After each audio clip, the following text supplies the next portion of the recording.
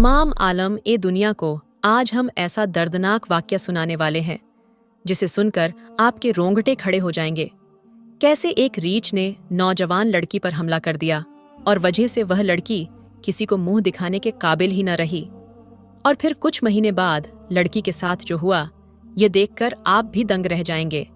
हर जवान बेटी घर में रखने वाला शख्स इस कहानी को पूरा जरूर सुने, क्योंकि जिस तरह एक रीछ ने नौजवान लड़की को नोच डाला, कोई यकीन ही नहीं कर सकता था।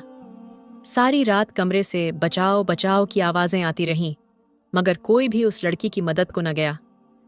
ये पूरा वाकया आपको तफसील से बताते चलें कि आज अजमेर शरीफ में सुबह सुबह यह ऐलान गूंजा कि रफ़ीक कुरैशी का इंतकाल हो चुका है, जिसका नमाज-ए-जनाजा शाम 6 बजे अदा किया जाएगा। लोग जो सुबह सुबह अपने घरों से काम और कारोबार के लिए निकल रहे थे, यह ऐलान सुनकर उनके कदम रुक गए। पहले तो उन्हें यह महसूस हुआ कि शायद यह ऐलान गलत हुआ है या फिर उन्होंने नाम गलत सुना है। रफ़ीक कुरैशी को भला कैसे कुछ हो सकता है? अभी कल शाम ही तो रफ़ीक कुरैशी अपनी दुकान पर बैठा गोश्त बेच रहा था। बड़ा ही आला अखलाक कम और नेक शख्स था। 5 वक़्त का नमाजी था, हाफिज़े कुरान भी था। आज तक किसी को भी उसके साथ उलझते हुए नहीं देखा गया था। भले ही अपना नुकसान करवा लेता, लेकिन दूसरों का नुकसान नहीं होने देता था। अगर कोई गरीब या यतीम बच्चे उसकी दुकान पर आ जाते तो वह मुफ्त में उन्हें गोश्त दे दिया करता था। कितने ही लोग उसकी अच्छाई का फायदा भी उठा लिया करते थे, मगर उसने कभी किसी से उसका बदला न लिया। पूरा मोहल्ला उस दिन सोगवार था, मगर साथ ही साथ यह ख्याल भी उनके दिलों में आ रहा था कि ऐसे अचानक रफ़ीक कुरैशी को हो क्या गया है। सबको अलीशा पर तरस आ रहा था, क्योंकि अलीशा की माँ तो तभी इंतकाल कर गई थी जब वह बहुत छोटी थी, और उसके बाद रफ़ीक कुरैशी ने ही उसे माँ और बाप दोनों का प्यार देते हुए पाला था। लोग सब अलीशा के पास पहुंचे, जहां वह चीख चीख कर अपने बाप की मैयत सीने से लगाए रो रही थी। मोहल्ले की औरतें बच्ची को दिलासा दे रही थीं, चुप करवा रही थीं, मगर उसके गम का मुआवजा कहाँ हो सकता था। लोगों के जहन में यही सवाल गर्दिश कर रहा था कि आखिर रफ़ीक को अचानक से हुआ क्या है। जो हकीकत सामने आई वह न काबिल ए यकीन थी। अलीशा कहने लगी कि आज रात खाना खाने के बाद जब अब्बा बिस्तर पर लेटे तो बार बार अपना सीना मल रहे थे। कह रहे थे कि सीने में शदीद दर्द हो रहा है, घुटन हो रही है। ऐसे लग रहा है जैसे किसी ने बहुत ही वज़नी लोहे का टुकड़ा मेरे सीने पर रख दिया हो। मैंने उन्हें दवा दी तो वह सो गए, मगर आधी रात को अचानक मुझे उनके चिल्लाने की आवाज़ आई। जब मैं कमरे की रोशनी जलाकर अब्बा के पास गई तो उनका बिस्तर खून से लथपथ हो चुका था। जब तक अंधेरा था, मुझे यूं महसूस हो रहा था जैसे उनके बिस्तर के करीब कोई इंतहाई खूंखार जानवर मौजूद हो जो उन पर हमला कर चुका हो, मगर रोशनी जलाते ही वहां पर कुछ नहीं था और मेरे अब्बू मर चुके थे। ये सुनकर लोग तशवीश में मुब्तला हो गए। वाकई जिन लोगों ने रफ़ीक कुरैशी को गुस्ल दिया था, उनका भी यही कहना था कि रफ़ीक कुरैशी के जिस्म पर खरोंचों के और जख्मों के निशान थे। ऐसे लग रहा था जैसे किसी दरिंदे ने बड़ी बेरहमी से रफ़ीक कुरैशी के वजूद को नोचा हो, मगर यह तजस्सुस तो तजस्सुस ही रह गया, क्योंकि न ही अल्ताफ ने घर में कुत्ता पाल रखा था, न ही बिल्ली, और न ही उसे जानवर पालने का कोई खास शौक था। जो भी हुआ था, बहरहाल उस वक़्त लोगों ने जैसे ही रफ़ीक कुरैशी को गुस्ल कफन देकर दफनाने के लिए जनाजा उठाया और कलिमा-ए-शहादत पढ़ने लगे कि ऐन उसी वक़्त दहाड़े मारता, रोता धोता रफ़ीक कुरैशी का बड़ा भाई लईक अपनी बीवी और बेटे समेत घर में दाखिल हुआ। अपना सिर पीटता हुआ आकर अपने भाई के जनाजे से लिपट गया। फूट फूट कर कहने लगा, मेरा भाई तू कहाँ चला गया है? खुदा के वास्ते एक बार आंखें खोलकर मुझे देख ले, मैं तुझसे मिलने आया हूँ। खुदा गवाह है, पिछले 10 दिनों से मुझे मुसलसल इस तरह के ख्वाब आ रहे थे कि तुम मुझसे माफ़ी मांग रहे हो, मेरे कदमों में गिरकर घुटनों के बल बैठकर रोते हुए कह रहे हो, मेरे भाई मुझे माफ़ कर दे, मुझसे गलती हो गई। और मैं तुझे अपने घुटनों से उठाकर अपने सीने से लगा रहा हूँ। मैं तो इसी इंतज़ार में था कि शायद तेरी तरफ से कोई कॉल आएगी, लेकिन देखो कॉल आई भी तो क्या कि तू हमें छोड़कर जा चुका है। बड़ा भाई रोते हुए रफ़ीक कुरैशी को अपने सीने से लगाकर बेइंतहा रो रहा था। यह आंसू सच्चे थे या फिर मगरमच्छ के आंसू थे। आस पड़ोस के लोग तो न जान सके, मगर सामने बैठी अलीशा खूब जान चुकी थी। उस वक्त उसके बाप की मैयत उसके सामने पड़ी थी, इसलिए वह कुछ कर नहीं सकी। कुछ देर वहां पर लईक रोता रहा, लेकिन जनाजे का वक्त हो चुका था, इसीलिए लोग जनाजा उठाकर वहां से जाने लगे। मगर अलीशा बार बार रोते हुए कह रही थी, मेरे अब्बा को कहीं मत लेकर जाए, आप सबको खुदा का वास्ता है, मेरे अब्बा को यहीं मेरे पास छोड़ दें, ये सो रहे हैं, अभी उठ जाएंगे। अलीशा की चाची और मोहल्ले की औरतों ने उसे पकड़कर दिलासा दिया, और यूं रफीक कुरैशी को मानो मिट्टी तले दफना दिया गया। कई लोगों के जहन में यह सवाल गर्दिश कर रहे थे कि आखिर ऐसे अचानक ये सब कैसे हो गया। रफीक कुरैशी तो अपने अगले जहान पहुंच चुका था, लेकिन लोग यही सोचकर परेशान थे कि अलीशा, जो एक जवान लड़की है, आखिर कहाँ जाएगी। लेकिन फिर जब लईक और उसकी बीवी को देखा तो लोगों को यह तसल्ली हो गई कि ताया है, लड़की को संभाल लेगा। धीरे धीरे सभी लोग अपने अपने घरों को जाने लगे। रात को मर्दों की बैठक लगी हुई थी। लईक सबके सामने अभी भी रोता हुआ आंसू बहा रहा था। बचपन की यादें ताज़ा करते हुए रो रो कर लोगों को अपने साथ रुलाने पर मजबूर कर रहा था। तभी एक शख्स ने फिर से पूछा, रफीक पर आखिर किस चीज ने हमला किया?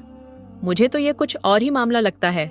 ऐसे लगता है जैसे रफीक भाई पर किसी ने कोई जानवर छोड़ दिया हो, या फिर उन पर किसी तरह का आसेब था जिसने रफीक की यह हालत कर दी, वरना वह तो अच्छे भले इंसान थे। ये सुनकर लईक फौरन अपना रुख फेरने लगा और बात बदलते हुए कहने लगा, नहीं, ऐसा कुछ भी नहीं है। मेरा भाई बड़ा ही नेक शख्स था, शायद उसे कोई बीमारी थी। मैं जानता हूं कि रफीक को बचपन से ही सफेद खून की कमी थी। अक्सर जब उसे सफेद खून की कमी हो जाती थी तो उसका जिस्म यूं ही फटने लगता था और खून निकलने लगता था। जब तक रफीक की खून की कमी पूरी न हो जाती, वह ऐसी ही हालत में रहता था। लोग जैसे तैसे ये बात मानकर वहां से जा चुके थे, जबकि सबके जाते ही लईक ने अपनी भतीजी अलीशा को अपने सीने से लगा लिया और कहने लगा, बेटा, फिक्र मत करो, तुम खुद को अकेला मत समझना। तुम्हारा यह चाचा बिल्कुल तुम्हारे अब्बा की तरह तुम्हें पालेगा, तुम्हारे साथ रहेगा और तुम्हें अकेलापन महसूस नहीं होने देगा। अलीशा उस वक्त पहले तो अपने चाचा के बारे में बदगुमान थी, लेकिन जब उसने अपने चाचा को यूं रोते देखा तो धीरे धीरे उसे भी एहसास होने लगा कि शायद 5 साल अपने छोटे भाई रफीक से दूर रहने की वजह से चाचा को भी कुछ अक्ल आ चुकी है और वह सुधर चुके हैं। अलीशा ने उनके साथ उनके घर जाने से साफ इनकार कर दिया, जबकि कुछ रोज बाद जब चाचू वापस अपने घर गए और अपना सामान उठाकर ले आए ताकि हमेशा हमेशा के लिए अलीशा के घर में शिफ्ट हो सकें। अलीशा को इस पर भी कोई एतराज नहीं था, क्योंकि रफीक कुरैशी ने कसाई की दुकान से अच्छा खासा पैसा कमा रखा था। घर भी ऐसा था जिसमें किसी चीज की कोई कमी नहीं थी। हर जरूरत की चीज उस घर में मौजूद थी। और फिर शाम को जब उसके चाचू बाकी का सामान लेकर आए तो अलीशा की चीख निकल गई। वह आंगन में बैठी हुई थी जब उसके चाचा हाथ में जंजीर पकड़े एक स्याह रंग के रीछ को घर के अंदर ले आए। कहाँ अलीशा, जो दुबली पतली कमजोर सी लड़की थी, और कहाँ यह रीछ? वह इतना बड़ा था कि अगर अपने अगले पैरों पर खड़ा होता तो 6 फुट से भी ऊपर का लगता। बेहद खौफनाक उसकी लाल लाल आंखें अलीशा को किसी दरिंदे की तरह लग रही थीं।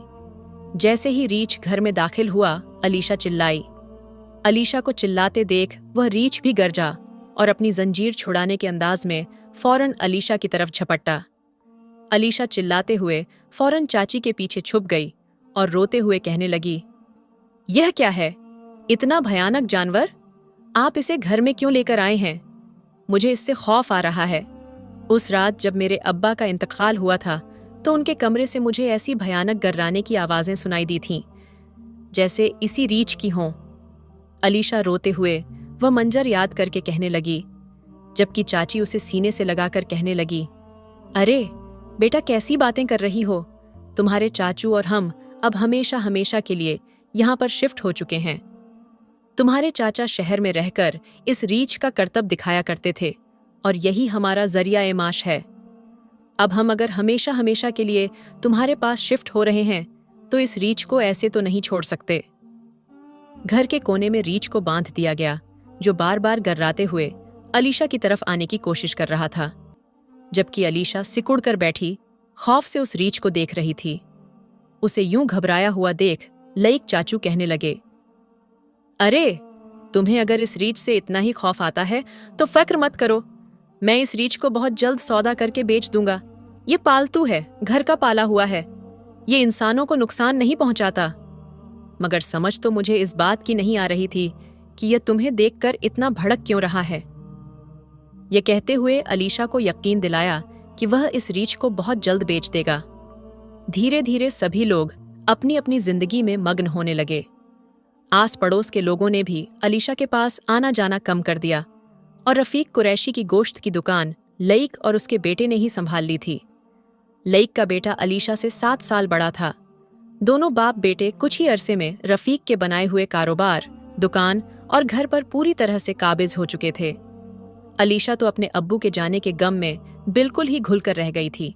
उसे यह सोचने का मौका ही नहीं मिला कि उसका चाचा दरअसल एक बार फिर अपना मकसद पूरा करने के लिए यहाँ आ चुका है। एक रोज अलीशा आंगन में झाड़ू लगा रही थी जब वह रीछ उसे घूर घूर कर देख रहा था। बार बार अलीशा को देखकर गरजने लगा। अलीशा ने एक नजर उस रीछ को देखा। शायद उसे भूख लगी थी।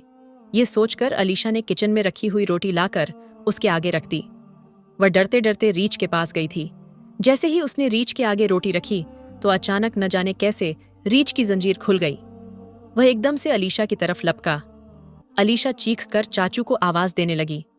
उसके होश तो उस वक्त उड़ गए जब उसने रीछ को खुला हुआ देख अपनी तरफ आते हुए देखा। खौफ के मारे अलीशा की आंखों के आगे अंधेरा सा छा गया। वह जमीन पर गिर गई और हाथों के बल थोड़ी थोड़ी पीछे हटती हुई कांपती हुई जुबान से अपने चाचा को आवाज दे रही थी। मगर तभी अचानक वह रीछ अलीशा पर झपट पड़ा। अलीशा की चीखें गूंजने लगी थीं। हैरत की बात तो यह थी कि गांव के लोग अलीशा की चीखने की आवाजें सुनकर घर में आ गए। जिसके हाथ में जो चीज आई उन्होंने जूते और लाठियों से उस रीछ पर बरसाना शुरू कर दिया ताकि अलीशा को उससे बचा सकें। मगर कमरे में लेटी हुई चाची ने एक मर्तबा भी बाहर निकलकर देखने की कोशिश न की।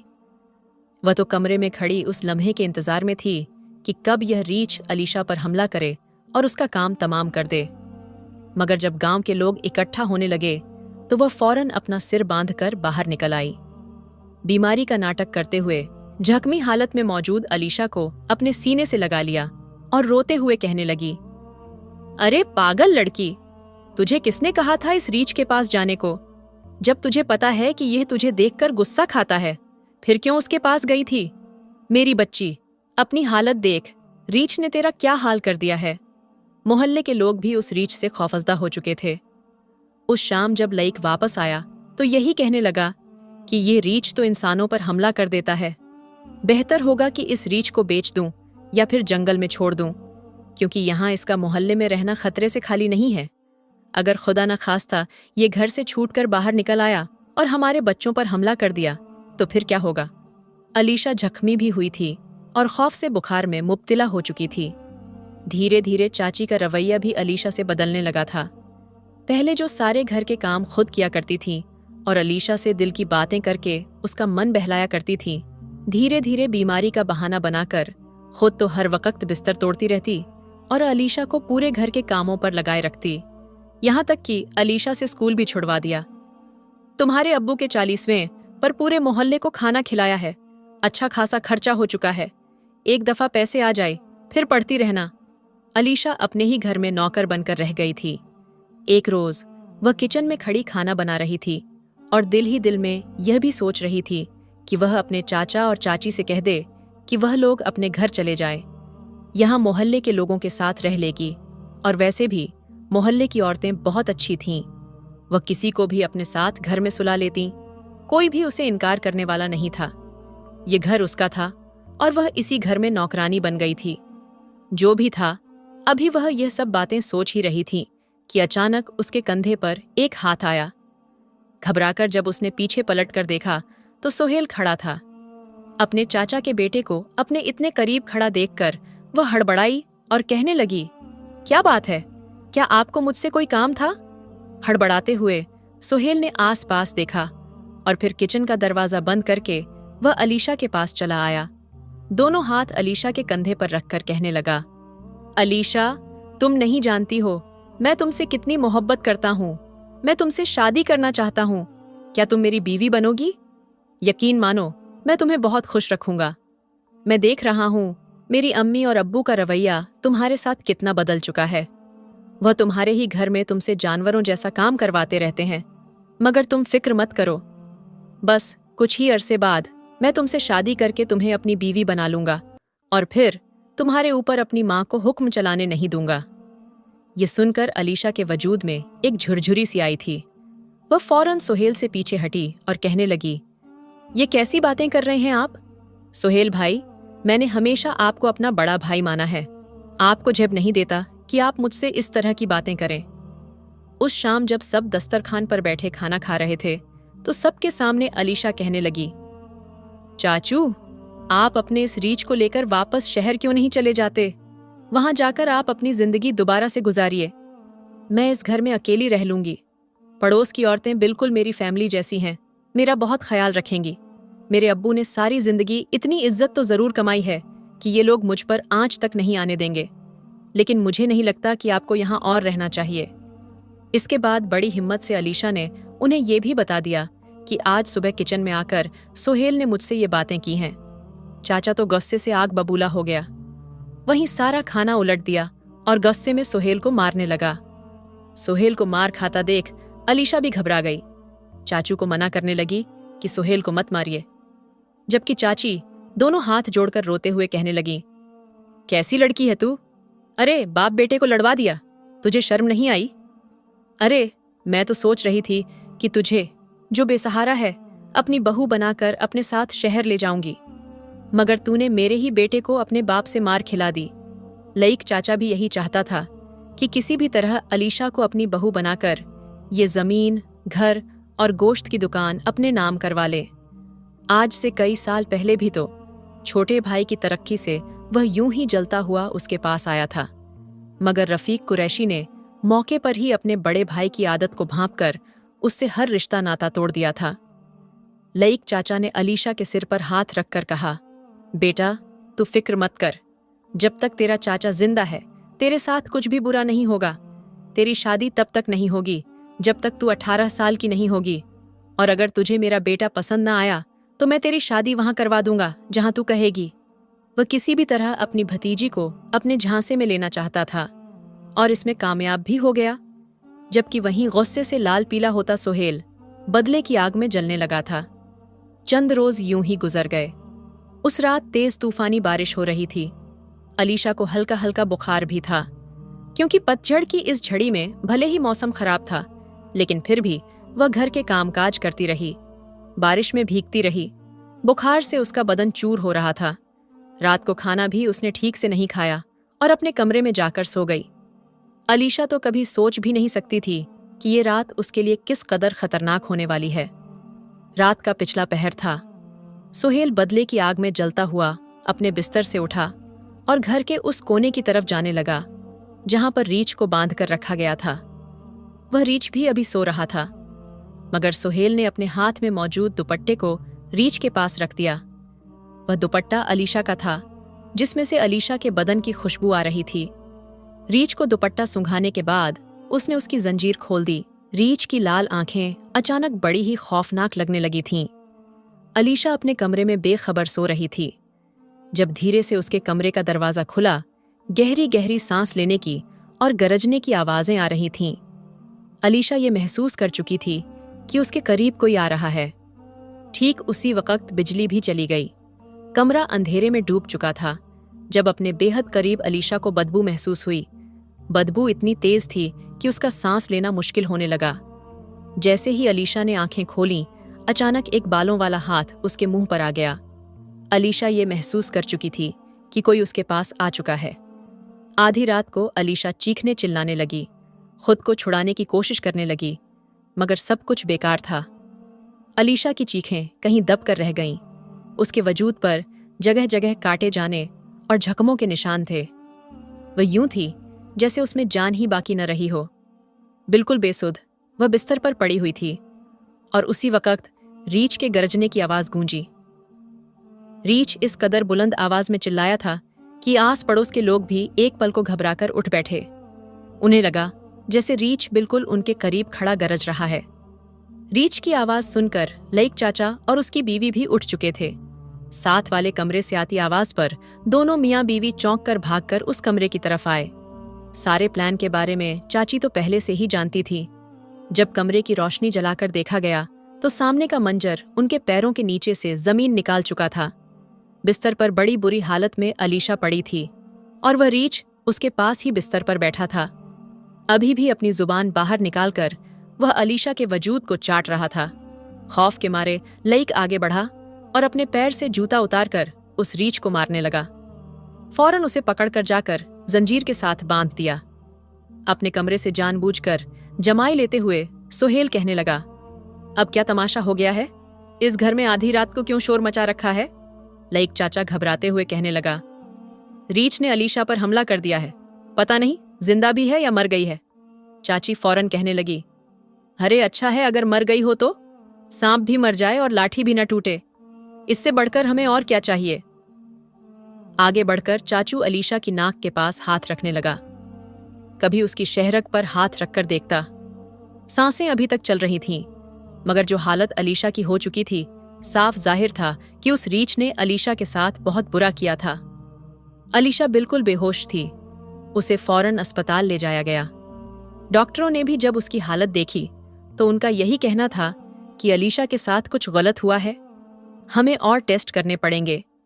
जब लईक ने यह बताया कि लड़की पर रीछ ने हमला किया है तो डॉक्टर भी हैरान हो चुके थे। इससे पहले कि और इलाज जारी रखा जाता, किसी न किसी तरह वे अलीशा को बेहोशी की हालत में अस्पताल से उठाकर वापस ले आए। जब कुछ देर बाद अलीशा को होश आया तो खौफ के मारे चीखने चिल्लाने लगी। रोते हुए अपनी चाची को बताने लगी कि रात को रीछ उसके कमरे में आ गया था और उसने मुझे काट काट कर बेहाल कर दिया। अलीशा की रंगत बिल्कुल सर्द पड़ चुकी थी, आंखों में खौफ था। बार बार एक ही बात दोहरा रही थी। ऐसा लग रहा था जैसे वह अपना मानसिक संतुलन खो चुकी हो। चाची ने अलीशा को झिड़क कर चुप करा दिया। कहने लगी, चुप हो जाओ, खबरदार जो तुमने किसी से भी इस बारे में जिक्र करने की कोशिश की। ये सिर्फ और सिर्फ तुम्हारा सपना था, एक डरावना सपना जो तुमने देखा है। अलीशा रोते हुए अपने वजूद पर मौजूद जख्मों को दिखाकर कहने लगी, ये सब कुछ सपना कैसे हो सकता है? मेरे वजूद पर ये जख्म मौजूद हैं।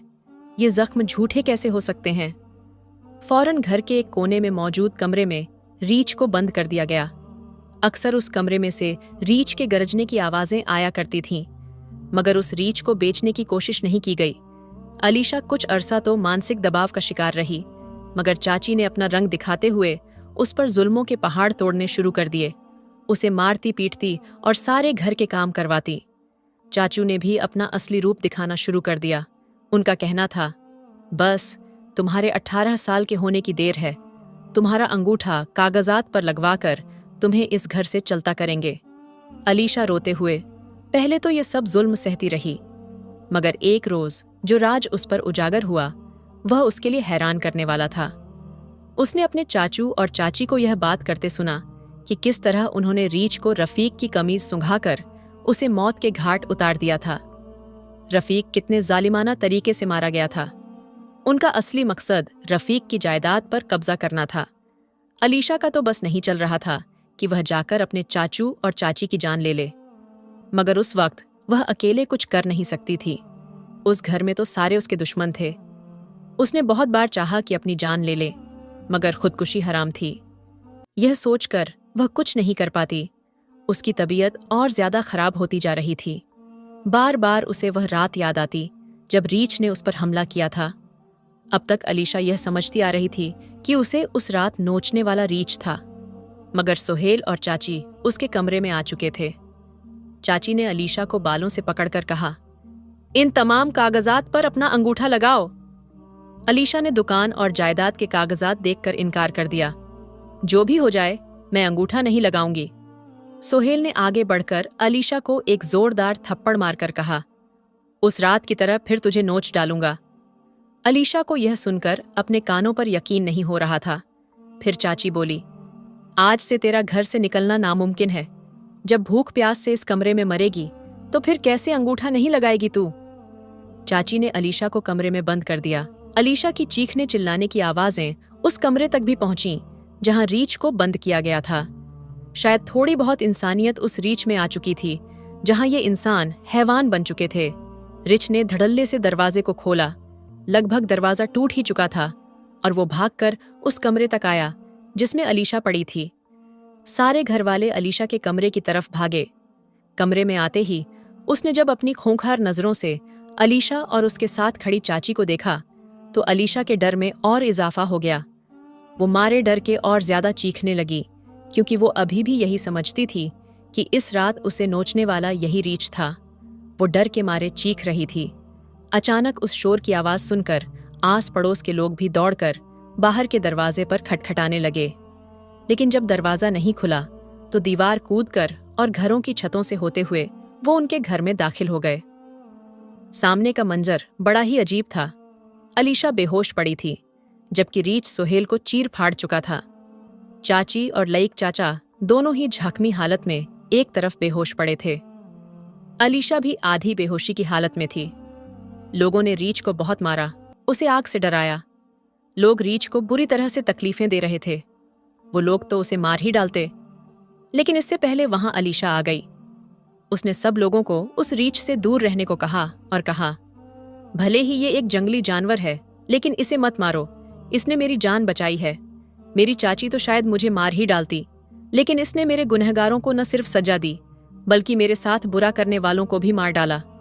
इसने साबित कर दिया है कि असल गुनहगार ये नहीं बल्कि मेरे अपने ही थे। इसके बाद उस रीछ को वहां से उस विभाग को सौंप दिया गया जो उसका ख्याल रख सकते थे, जबकि सुहेल तो पहले ही मेरे साथ ज्यादती की सजा पा चुका था। चाचा और चाची को जब होश आया और उन्हें यह खबर मिली कि उनका जवान बेटा अपने करतूतों की वजह से मारा जा चुका है तो दोनों इस सदमे को बर्दाश्त नहीं कर सके। रोते हुए लोगों के सामने अपना जुर्म कबूल कर लिया कि हम लालच में अंधे हो गए थे और जिस बेटे के लिए गैर कानूनी जायदाद हासिल करना चाहते थे वही इस दुनिया में नहीं रहा। इसके बाद वो दोनों मियाँ बीवी अपने बेटे के गम में पागल होकर सड़कों पर भीख मांगने लगे। पड़ोस के एक खानदान ने अलीशा की किफालत की जिम्मेदारी उठा ली। वक्त गुजरता गया। अलीशा ने जैसे ही जवानी की दहलीज पर कदम रखा उसकी शादी एक अच्छे खानदान में हो गई। पूरे गांव ने उसे बिल्कुल अपनी बेटी समझकर रुखसत किया और आज वो अपने शौहर के साथ खुश है। मांझी में जो कुछ अलीशा के साथ हुआ वो कभी भी भूल नहीं सकती, लेकिन उसे ये इत्मीनान था कि उसके और उसके वालिद के साथ गलत करने वाले अपने अंजाम को पहुंच चुके हैं। इस कहानी को पेश करने का मकसद ये था कि कुछ लोग ये समझते हैं कि वो ताकतवर हैं और वो किसी की जिंदगी को भी अजीरन बना सकते हैं। याद रखो कि सबसे ताकतवर जात रब की है, इसीलिए तुम लोग जो भी कर लो, अगर अल्लाह ताला किसी के साथ है तो तुम्हारी की हुई साजिशें तुम्हारे ही मुंह पर मार दी जाएंगी। अगर वीडियो अच्छी लगे तो सब्सक्राइब करना ना भूलें।